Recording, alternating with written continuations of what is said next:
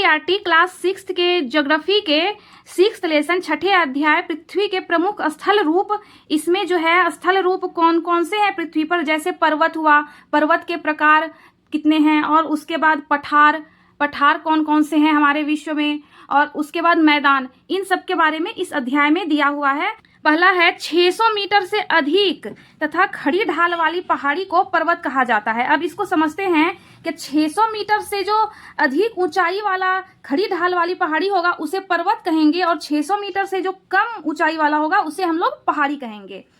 उसके बाद आता है अपर्दन। पृथ्वी की सतह को टूटकर घिस जाने को अपर्दन कहते हैं।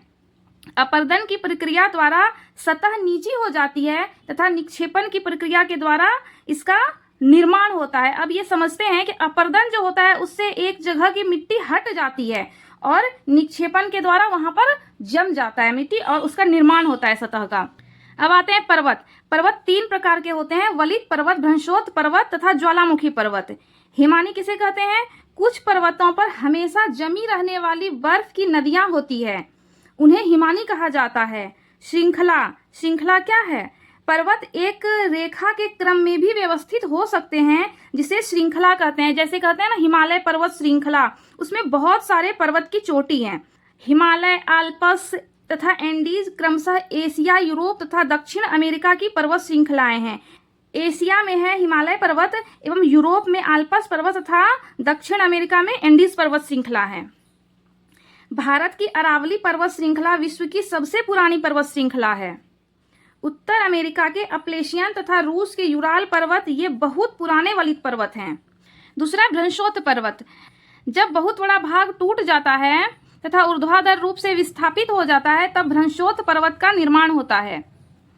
ऊपर उठे हुए खंड को उत्खंड, हार्ट्स तथा नीचे धसे हुए खंडों को द्रोणिका, भ्रंश या ग्रावेन कहा जाता है। उठे हुए खंड को उत्खंड, उसका दूसरा नाम हार्ट्स है, और नीचे धसे हुए खंडों को द्रोणिका या ग्रावेन कहा जाता है। यूरोप का राइन घाटी तथा वॉल्जेस पर्वत इस तरह के पर्वत तंत्र का उदाहरण है, भ्रंशोत्त पर्वत तंत्र का उदाहरण है। ज्वालामुखी पर्वत। ज्वालामुखी पर्वत ज्वालामुखी क्रियाओं के कारण बनते हैं। अफ्रीका का माउंट किलिमंजारो तथा जापान का फ्यूजियामा इस तरह के पर्वत उदाहरण है।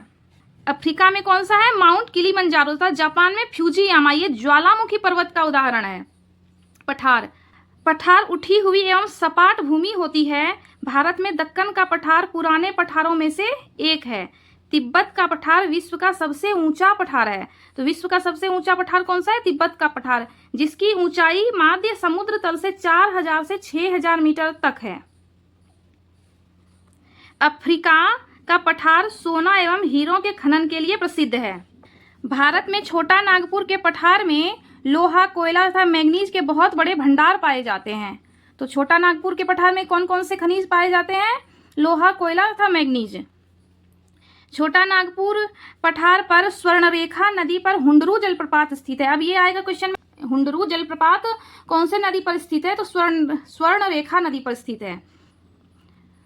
कर्नाटक में जोग जलप्रपात स्थित है। जोग जलप्रपात जो है शरावती नदी पर स्थित है। तीसरा भाग मैदान। मैदान समतल भूमि के बहुत बड़े भाग होते हैं। वे सामान्यतः मैदान विश्व के सबसे अधिक जनसंख्या वाले भाग होते हैं। चीन में यांगसे नदी का मैदान तथा भारत में गंगा एवं ब्रह्मपुत्र नदी का मैदान इसके प्रमुख उदाहरण हैं। धन्यवाद। आप सबको ये वीडियो पसंद आए तो लाइक, शेयर, सब्सक्राइब जरूर करिएगा। इस तरह के नोट्स आप लोगों को मिलते रहेंगे।